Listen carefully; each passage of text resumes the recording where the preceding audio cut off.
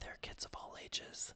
Today I will be doing an ASMR video and I will be reading the book Great Expectations by Charles Dickens. Chapter 1. My father's family name being Pirip and my Christian name Philip, my infant tongue could make of both names nothing longer or more explicit than Pip. So I called myself Pip and came to be called Pip. I give Pirip as my father's family name on the authority of his tombstone and my sister, Mrs. Joe Marjorie, who married the blacksmith. As I never saw my father or mother, and never saw any likeness of either of them, for their days were long before the days of photographs, my first fancies regarding what they were like were unreasonably derived from their tombstones.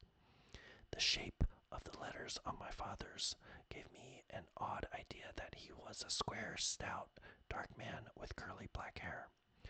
From the character and turn of the inscription, also Georgiana, wife of the above, I drew a childish conclusion that my mother was freckled and sickly. To 5 little stone lozenges, each about 1.5 feet long, which were arranged in a neat row beside their grave, and were sacred to the memory of 5 little brothers of mine, who gave up trying to get a living exceedingly early in that universal struggle. I am indebted for a belief I religiously entertained that they had all been born on their backs with their hands in their trousers pockets, and had never taken them out in the state of existence. Ours was the marsh country down by the river, within, as the river wound 20 miles of the sea. My first, most vivid and broad impression of the identity of things seemed to me to have been gained on a memorable raw afternoon towards evening. At such a time I found out for certain that this bleak place, overgrown with nettles, was the churchyard, and that Philip Pirip, late of this parish, and also Georgiana, wife of the above, were dead and buried, and that Alexander, Bartholomew, Abraham, Tobias, and Roger, infant children of the aforesaid, were also dead and buried, and that the dark flat wilderness beyond the churchyard, intersected with dikes and mounds and gates, with scattered cattle feeding on it, was the marshes, and that the low leaden line beyond was the river, and that the distant savage lair from which the wind was rushing was the sea, and that the small bundle of shivers, growing afraid of it all and beginning to cry, was Pip. "Hold your nose," cried a terrible voice, as a man started up from among the graves at the side of the church porch. "Keep still, you little devil, or I'll cut your throat." A fearful man, all in coarse gray, with a great iron on his leg, a man with no hat, and with broken shoes, and with an old rag tied round his head, a man who had been soaked in water, and smothered in mud, and lamed by stones, and cut by flints, and stung by nettles, and torn by briars, who limped and shivered, and glared and growled, and whose teeth chattered in his head as he seized me by the chin. "Oh, don't cut my throat, sir," I pleaded in terror. "Pray, don't do it, sir." "Tell us your name," said the man. "Quick." "Pip, sir." "Once more," said the man, staring at me. "Give it mouth." "Pip, sir." "Pip." "Pip, sir." "Show us where you live," said the man. "Point out the place." "Point out the place." I pointed to where our village lay, on the flat inshore, among the alder trees and pollards, a mile or more from the church. The man, after looking at me for a moment, turned me upside down and emptied my pockets. There was nothing in them but a piece of bread. When the church came to itself, for he was was so sudden and strong that he made it go head over heels before me, and I saw the steeple under my feet. When the church came to itself, I say, I was seated on a high tombstone, trembling while he ate the bread ravenously. "You, young dog," said the man, licking his lips, "what fat cheeks you ha got." I believe they were fat, though I was at that time undersized for my years and not strong. "Darn me if I couldn't eat 'em," said the man, with a threatening shake of his head, "and if I hadn't half a mind to it." I earnestly expressed my hope that he wouldn't, and held tighter to the tombstone on which he had put me, partly to keep myself upon it, partly to keep myself from crying. "Now looky here," said the man, "where's your mother?" "There, sir," I said. He started, made a short run, and stopped, and looked over his shoulder. "There, sir," I timidly explained. "Also Georgiana. That's my mother." "Oh," he said, coming back.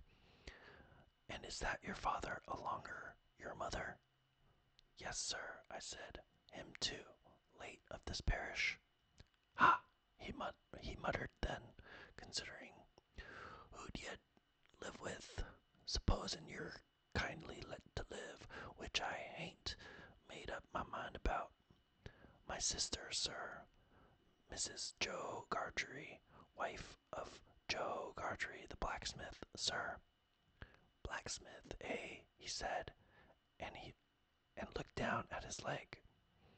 After darkly looking at his leg and me several times, he came closer to my tombstone, took me by both arms, and tilted me back as far as he could hold me, so that his eyes looked most powerfully down into mine, and mine looked most helplessly up into his.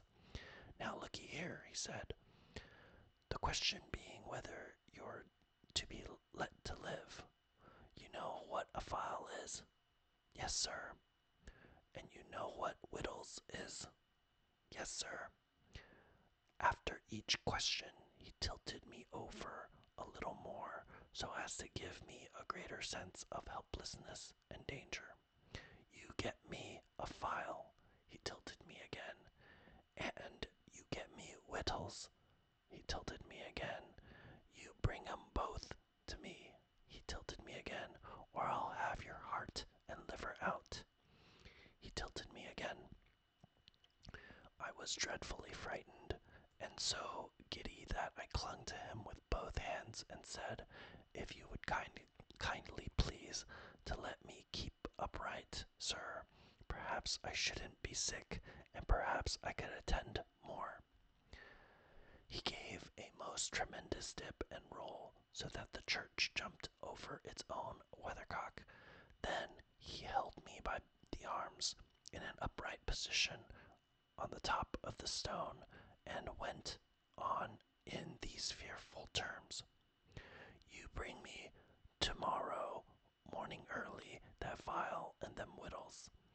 You bring the lot to me at that old battery over yonder. You do it, and you never dare to say a word or dare to make a sign concerning your having seen such a person as me, or any person somever, and you shall be let to live. You fail, or you go from my words in any particular, no matter how small it is, and your heart and your liver shall be tore out, roasted, and ate. Now, I ain't alone, as you may think I am. There's a young man hid with me, in comparison with which young man I am an angel. That young man hears the words I speak. That young man has a secret way peculiar to himself of getting at a boy, and at his heart, and at his liver. It is in vain for a boy to attempt to hide himself from that young man. A boy may lock his door, may be warm in bed, may tuck himself up, may draw the clothes over his head, may think himself comfortable and safe, but that young man will softly creep his way to him and tear him open. I am keeping that young man from harming of you at the present moment with great difficulty. I find it very hard to hold that young man off of your inside. Now, what do you say?"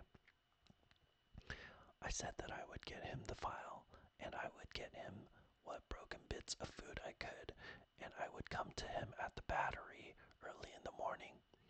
"Say, Lord, strike you dead if you don't," said the man. I said so, and he took me down. "Now," he pursued, "you remember what you've undertook, and you remember that young man, and you get home." Good night, sir," I faltered. "Much of that," he said, glancing about him over the cold, wet flat. "I wish I was a frog or a eel."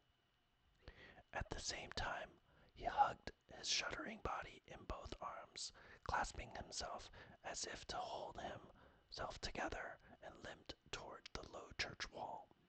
As I saw him go, picking his way among the nettles and among the brambles that bound the green mounds, he looked in my young eyes as if he were eluding the hands of the dead people, stretching up cautiously out of their graves to get a twist upon his ankle and pull him in. When he came to the low church wall, he got over it like a man whose legs were numbed and stiff, and then turned round to look for me. When I saw him turning, I set my face toward home and made the best use of my legs. But presently I looked over my shoulder and saw him going on again towards the river, still hugging himself in both arms and picking his way with his sore feet among the great stones dropped into the marshes here and there for stepping places.